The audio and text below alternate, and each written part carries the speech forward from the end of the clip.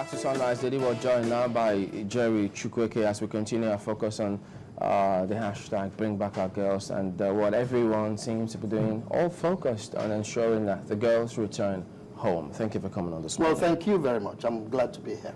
Well, the protest, yes, one was held yesterday and reported yesterday, continues today. You've seen, even in a way, there were protests about this. What do you think of all of this? Well, let me say this. First, no parent can afford to go through what the parents of these young girls in Chibok are going through, and therefore all Nigerians. And for a fact, including our president. After all, tomorrow is a big day for South Africa, the second inaugural of Zuma administration. And Mr. President is here, focused on the business of how to bring our girls home. But let me say this. Mr. Shekau and his thugs of political thugs and criminals who now are Boko Haram, two things are going to happen.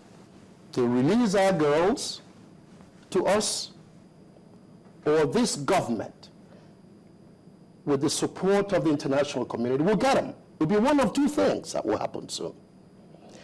We in Nigeria are not going to be blackmailed by a group of political thugs. We are not going to be taken back 100 years. We're not going to deny our young children, girls, education. Nigeria is not going to be Islamized. We're not going to have Islam across Nigeria. We have strength in diversity. What this group is trying to do is exploit our diversity. Nigerians all over the world must stand up to this great challenge at this time, because the real strength of this country is its diversity, and those who attempt to exploit our diversity for political purposes have blood on their hands. And we need to focus on that. Is that diversity? Yes. You know, you say being our strength. Yes. Is it showing up now, even in the face of all of this adversity, as our strength? Well, only because Mr. President is being put under very severe pressure. Let us look at this for the facts. Just look at the facts. This government came in effect some 3 years and some change ago. We've had massive challenges. The economy, jobs, agriculture, housing. We've had poverty. Yes, we've had corruption as a major challenge as well. But look what Jonathan has got since his coming. All through these 3.5 years, it's been a focus on how to make Nigeria better. I'm not holding brief for this government, but I just want to express my view and be very clear about it. Look at the timetable of the intensity of Boko Haram, this group of political thugs. It follows closely the political timetable, doesn't it? There is a political motivation to all of this. We know now that there is no evidence that this group is associated with Al-Qaeda or any major international terrorist organization. Did you say there is no evidence? That's America just said that a few days ago. They say that there is no evidence that Al-Qaeda has anything to do with this group. That's what the U.S. said. Well, this is after a meeting was held in France by West African nations, Yes. and the group was designated Al-Qaeda in West Africa. Well, that is, if you want to use that classification. I'm not arguing the semantics. The point I'm arguing is that the U.S. says very clearly that there is no evidence linking Al-Qaeda to this group. That's clear. So you think as a bunch of political ragtags, you know, ruffians, killers that we have to deal with now? Yeah, but let me take you further on that. doesn't it come across real strange that the chief security officer of Borno State, remember, if I have any fault for our president, and if you want to call it that, it would have been declaring a full and complete state of emergency in those 3 states. That's what I would have done. But it's easier said than done, because that would have also have had a political backlash. What is happening is significantly political. We have a situation, in my view, where some people are absolutely focusing on the diversity in Nigeria to effect political change, to effect a shift in political power. That's what's playing out. And that's quite dangerous, because when you introduce violence as a means of power shift, you've changed the argument. Because nobody has a preserve of violence. But some people would say, sorry, Yes. Sulaiman, that if that is the case, the government remains the government. Yes. If the local sponsors, we're looking at sponsors within Nigeria for this evil sect, Yes. one would think that by now we should know the source of funding. I agree with you. But let me tell you something. You know, there's a lot going on behind the scenes. The government is not going to come out and give us all the information available to it for strategic reasons. But let's just go back to this. About a week ago, there was some talk about Mr. President visiting Chibok, yeah? But did you not find it strange that the chief security officer of Borno State, the governor, was out of country, was in the UK, giving interviews to BBC and to CNN, castigating the government of Nigeria? Do you not find it strange, for example, and I'm not preempting the findings of the committee the president just set up to look into what really happened in Chibok, that our girls, from what we know preliminarily, had to walk some 2-3 kilometers to be bused or trucked away to some destination?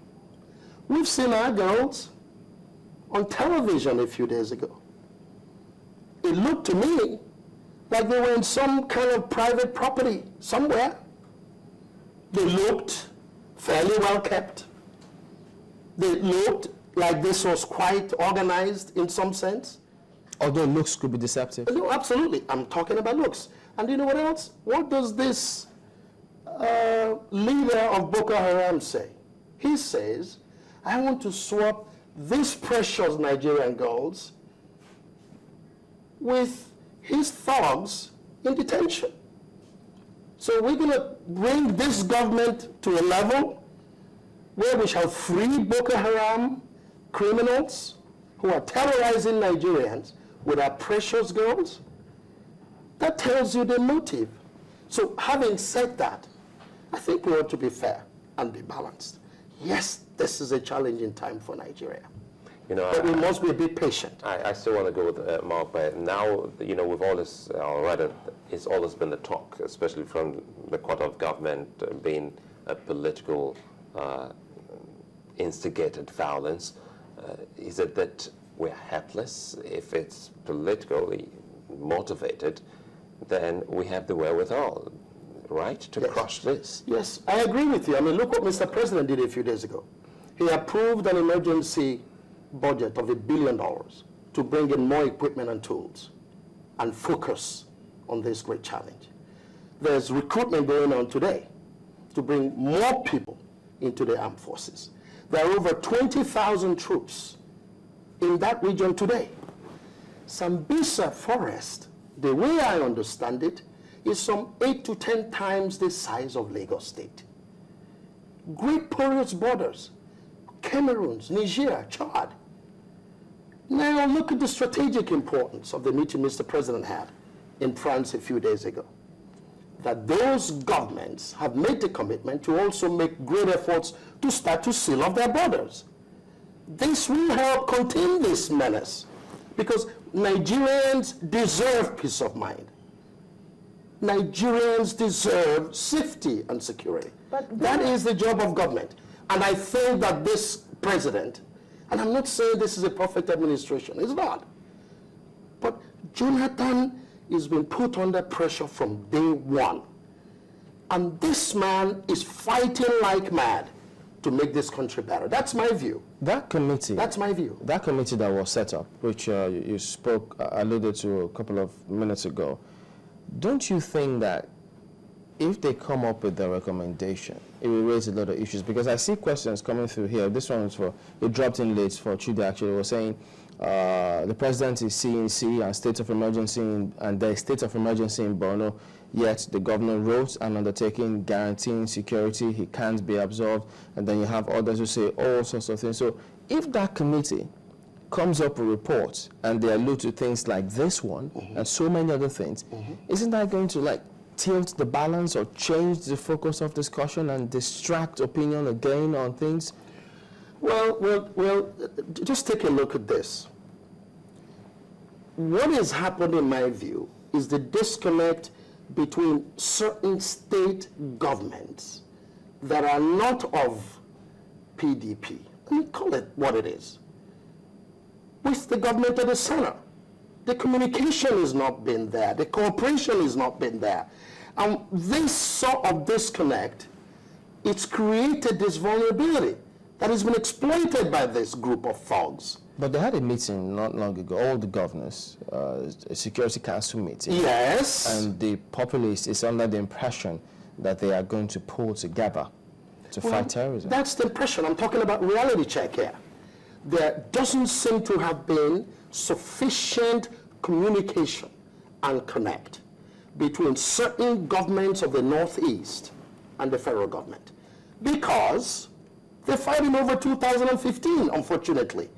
And our country is being held hostage by this near madness of pressurizing this government to a point where it's almost like the idea is to force a change. Nigerians elected this government, and they should give this country a chance to decide who rules them. You know, let's call it for what it is. You know, this particular analysis, a host of people may agree with you. Some will also beg to disagree in the sense, which is fair. You know, some people will say that Boko Haram, we all know, started way even before this president, you know, became acting president. Yes. It started in the time of his predecessor. Even in the time, we also understand that it's been on quietly, however, in the time of President Obasanjo. Yes. So it became full-blown shortly after the leader was killed, and we didn't immediately get to this point where, you know, ordinary citizens became the targets. Initially, security agencies were the targets of those particular people, ostensibly because they killed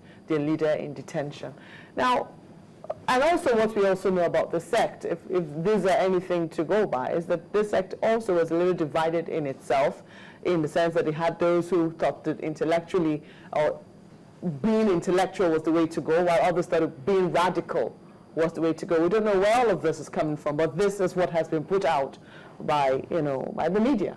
How do we then reconcile some of this political explanations for the intensity of this, you know, of their strikes with what we already know about this particular sect?